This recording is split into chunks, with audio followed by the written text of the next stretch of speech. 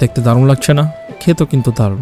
আমরা তো মাছে ভাতে বাঙালি, কিন্তু উত্তরাঞ্চলে ভালো মাছ সবসময় পাওয়া একটু কঠিন আর দামও তুলনামূলক বেশি। তাই আজ আপনাদেরকে নিয়ে এলাম ঠাকুরগাঁয় এমন এক লোকাল কিন্তু অসাধারণ এক জায়গা, যেখানে প্রতিনিয়ত রান্না হয় একদম ফ্রেশ আর একদিনেই শেষ হয়ে যায় সেই তরকারি।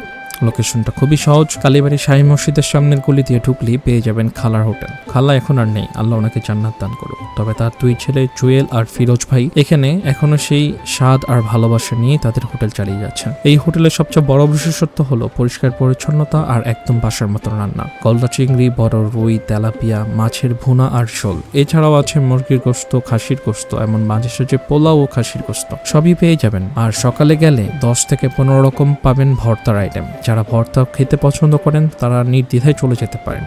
আমি সাধারণত বাইরে মাছ খাই না, কিন্তু এই জায়গার কোয়ালিটি আর ফ্রেশ খাবারের কারণে মাঝে মাঝে আমি এখানের মধ্যে আসি। তাদের রান্না প্রতিটি খাবারই অনেক মজা, বিশেষ করে প্রতিটি মাছ তারা খুবই যত্নের সাথে রান্না করে থাকে। তবে আমার কাছে গলদা চিংড়িটা একটু বেশি মজা লাগছে, যার কারণে আপনাদের সাথে আমি আজ শেয়ার করতে যাচ্ছি। এছাড়াও মাছের ঝোল, বিভিন্ন সিজনাল সবজি দিয়ে মাছ রান্না করা এক কথায় অসাধারণ। হোটেল খোলা থাকে প্রতিদিন সকাল থেকে বিকাল পর্যন্ত।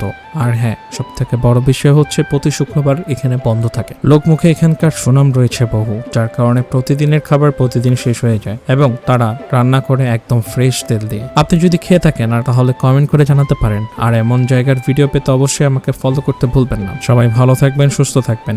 ওই তাসিরউদ্দিনের সাথে থাকবেন। আসসালামু আলাইকুম ওয়া রাহমাতুল্লাহ।